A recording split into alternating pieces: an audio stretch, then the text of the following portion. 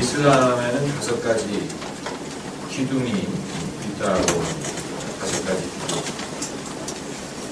종교마다 그 자기들의 그 주요한 사상을 비유하는 방법이 좀 다른데, 불교에서는 수레바퀴 비교를 하고, 이슬람에서는 그것을 기둥, 필라, 기둥에 비유를 합니다.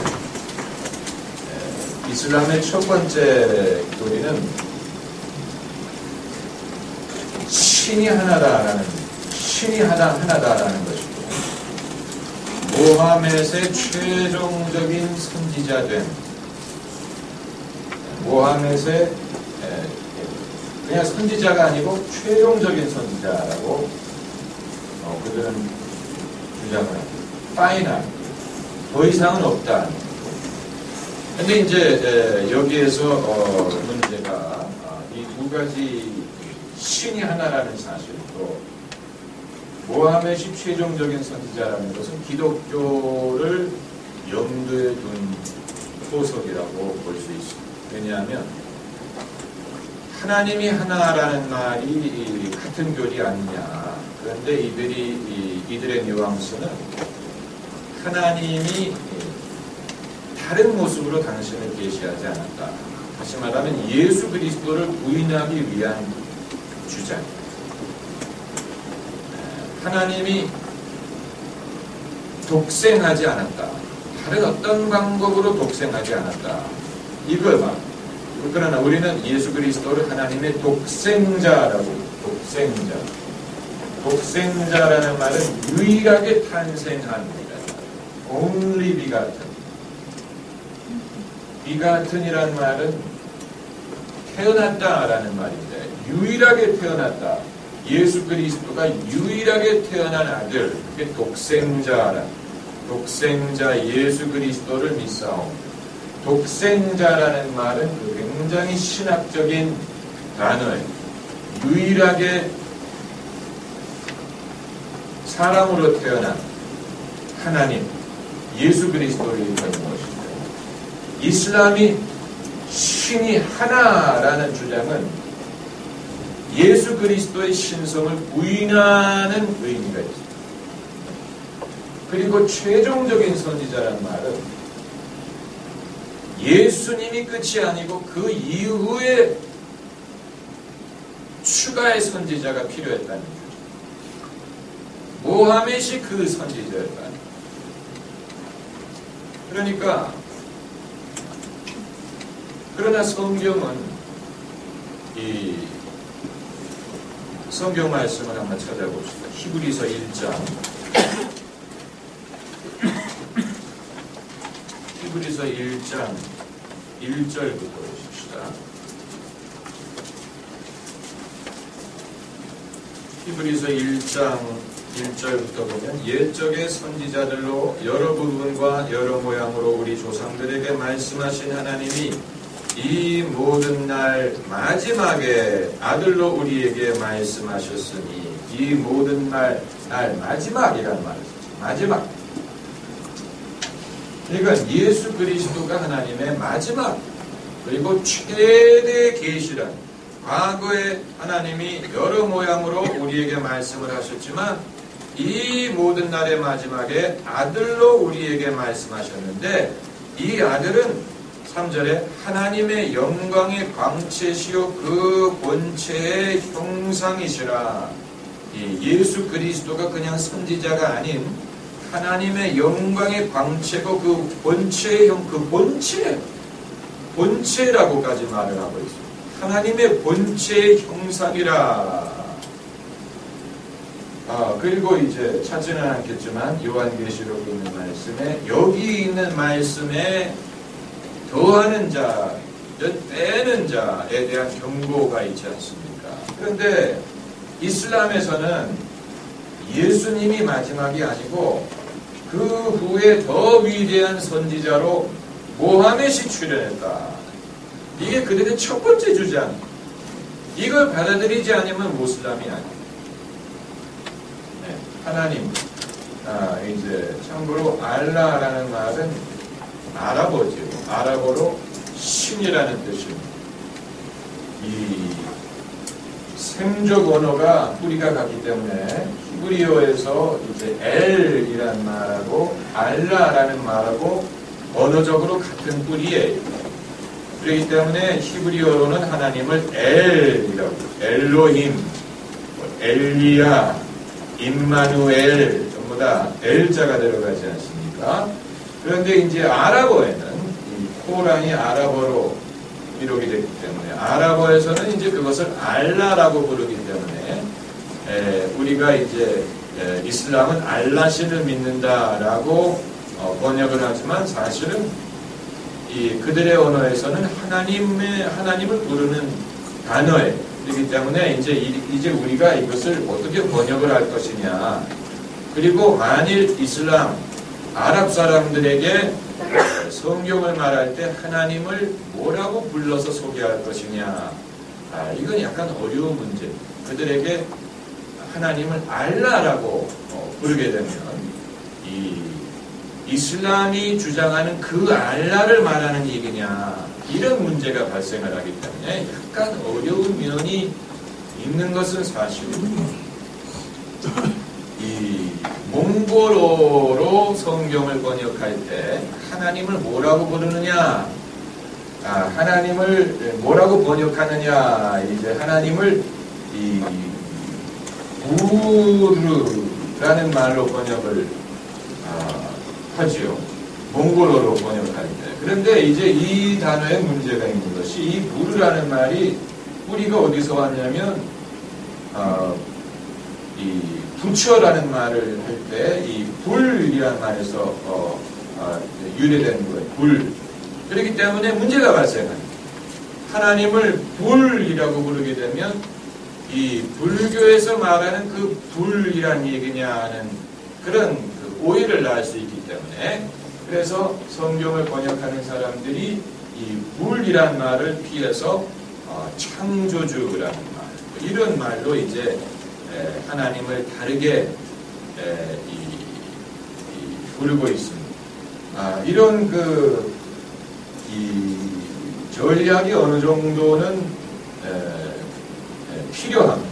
프랑스어 성경을 보면 이제 프랑스어로 하나님을 듀라고 부르는데 그러나 프랑스어 성경을 보면 듀라는 말 대신에 에테넬이라는 말을 쓰는 구절이 있습니다.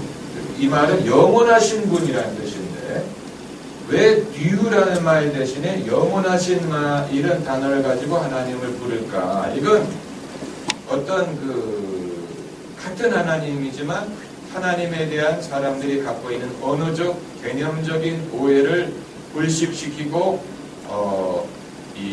더 정확하게 성경의 진리를 전하기 위한 것이죠. 중국어로는 하나님을 뭐라고 번역하냐면 상제라고 번역을 해요. 제가 한문을 잘 모르기 때문에 상제라고 번역을 하는데 이 상제라는 말은 옥황상제라는 그런 똑같은 말.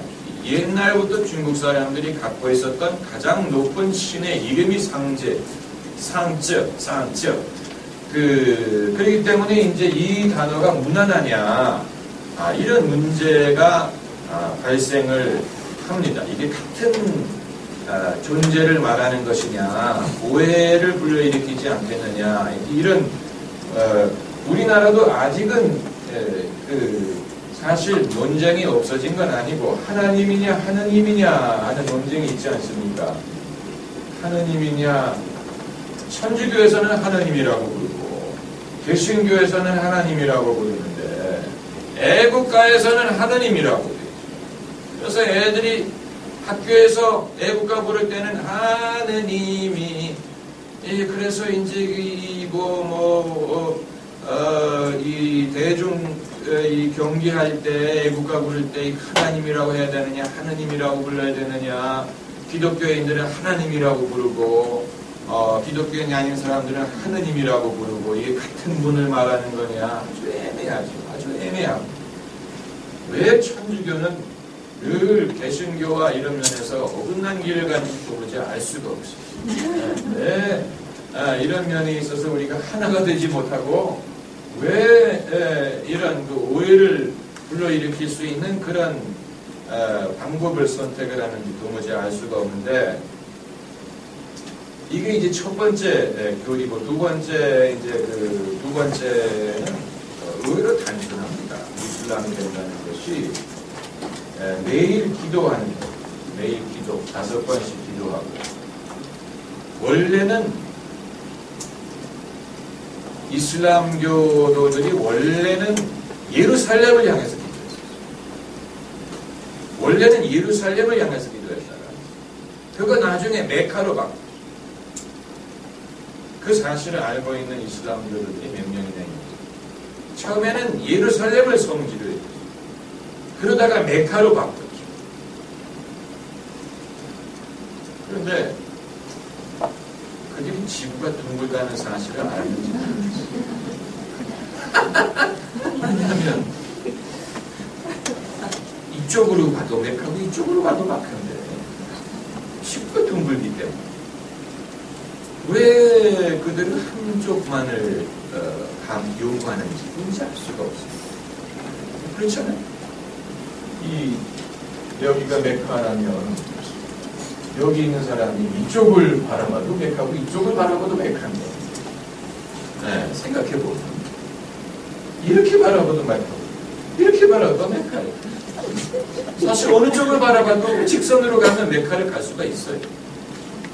그렇죠? 네. 그러나 그들은 거기에 대해서 대답하지 않습니다. 매일 5번씩 기도를 합니다. 그 이슬람 국가에 가면은 이제 스피커를 통해서 울려 나오는 이런 식으로 그 스피커를 통해서 흘러 나오는 소리가 기도의 부름. 모든 이슬람 국가에는 이 스피커를 통해 가지고 그 시간을 알려주게 돼요. 새벽에서부터 시작. 하루에 5번이니까 자는 시간대고, 그러니까 한 2시간 만에 한 번 이렇게 되지 않겠어요? 3시간? 네, 그 3시간마다 한 번 이제 울리니까 이게 바로 이제 매일 기도. 그리고 세 번째, 이건 이제 이슬람 교도가 되기 위해서는 이제 가난한 사람들에게 구제를 해야 된다. 그리고 네 번째가 라마단이에요. 라마단. 지금 라마단 기간이죠. 지금이 라마단 기간인데, 라마단 기간에 올림픽에 참여할 것이냐가 지금 문제로 대두가 되고 있죠. 라마단은 1년에 한 번씩 2주인가 정확하게 제가 모르겠는데, 해가 뜰 때부터 해가 질 때까지는 금식을 하는 것입니다. 그리고 해가 지면 식사를 해도 됩니다. 네. 이게 어떤 시간적인 게 아니고 해가 뜰 때부터 해가 질 때까지. 그래서 어떤 경우에는 참 유머러스한 그런 상황이 발생하는데, 이 라마단 기간에 비행기를 타고 여행하는 사람들이 저녁이 됐어요. 저녁에 비행기를 탔어요. 해가 졌어요. 그래가지고 이제 비행기에서 주는 음식을 먹기 시작했는데, 비행기가 높이 올라가니까 지평선 너머에 해가 보이는 거예요. 그래서 사람들이 막 토하고 막 일부러 토해내고 뭐 이거 야단에 피웠다는 거예요. 왜냐면 해가 아직 안 졌기 때문에. 비행기가 뜰 때는 해가 졌는데 올라가니까 해가 안 진 거예요. 그러니까 이제 그런 상황이 발생을 하는 거예요. 라마단. 그리고 5번째는 성지순례죠. 적어도 인생에 한 번 성지순례를 가야 된다. 성지순례를 요구하고 있습니다. 이게 다 이제 아랍어로 이제 아랍어 이름이 다 있어요. 하지인가. 그 성지순례. 성지순례는 이제 이들이 동질성을 확인하는 시간이라고 하죠. 그래서 이 성지순례할 때 똑같은 옷을 입어야 되고, 같이 흰색 한쪽 어깨를 이렇게, 여자는 아니지만 남자들은 한쪽 어깨를 이렇게 노출시키는 흰색 옷을 입게 돼 있고, 임금이든 재벌이든 가난한 사람 똑같은 옷을 입고 이제 같은 메카의 뭡니까 카바라는 여러분 사진으로 많이 보셨을 거예요. 카바가 이제 메카의 메카에 있는 그 성전의 성지의 그 모습과 이렇게 있으면 이게 뜰이 가운데 뜰에 이렇게 네모난 돌 위에 카펫을 이렇게 카바에 놓은 여러분 보셨을 겁니다. 이렇게 카펫을 그리고 사람들이 수많은 사람들이 이렇게 그 주위를 뺑뺑 도는 수만 명이 들어갈 수 있어요. 몇 년 전에 여기서 테러가 발생해가지고 몇십 명이 죽고 그랬어요. 테러리스트가 여기를 장악해가지고 이제 사람들이 시계 반대 방향으로 이렇게 돌게 돼 있어요. 돌게 돼 있는데 이제 이게 카바라고 그러는데 카바 이게 뭐냐? 이거는 그 모함의 시기 이전부터 이 지역에서 사람들이 영혼이 있다고 믿었던 돌이 사람들은 이게 운석일 것이다라고 운석. 근데 이 네모난 게 다 운석이 아니고 이 네모난 것은 이 벽돌로 지은 건축물이고 그 안에 그 돌을 보관하고 있어요. 그 안에 그 돌을 보관하고 있고 이거는 이제 그것을 보관하기 위해서 벽돌로 만든 건축물이고 그 위에다가 검정색 이 카바를 씌운 거예요.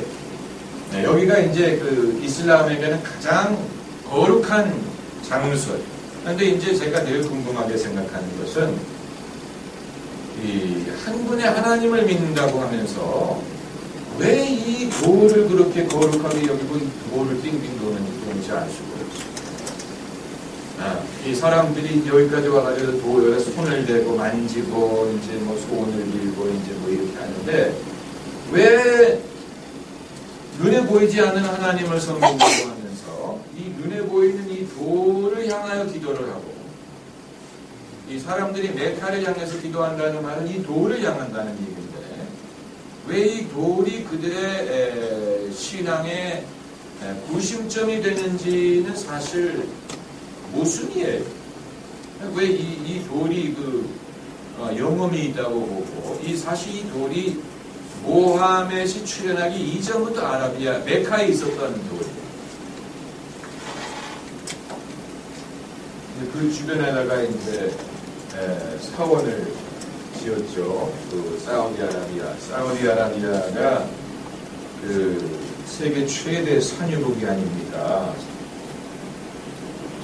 그리고 이 절대 군주국이고 그러면서 이슬람 신앙의 종주국이고 그래서 사실 사우디아라비아의 입장이 상당히 복잡한 상황이 있습니다. 왜냐하면 한편으로는 사우디아라비아의 왕조가 그 권력을 유지하기 위해서는 이 이슬람 종교 세력의 지지를 받아야 정통성을 주장할 수가 있습니다.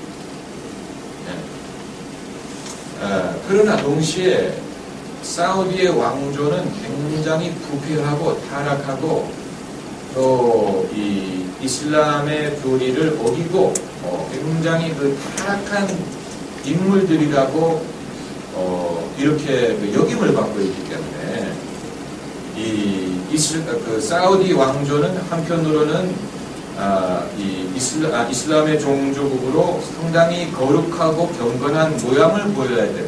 동시에 그 엄청난 그 석유 수입으로 인해서 완전히 흥청망청 사치란 사치는 다 부리고 그리고 동시에 국가적인 어떤 이 불만이라든가 사회 불안이라든가 이런 것을 잠재우고 그들의 권력을 유지해야 되는 그런 여러 가지 요구를 다 충족시켜야 되는 아주 어려운 입장이 있습니다. 사우디아라비아가. 그렇기 때문에 이 사실 이슬람의 미래는 이 중동의 정치적인 운명과도 상당히 뗄래야 수 없는 그런 상황이 있다고 볼 수가 있습니다. 오늘 강의는 여기까지 하겠습니다. 오늘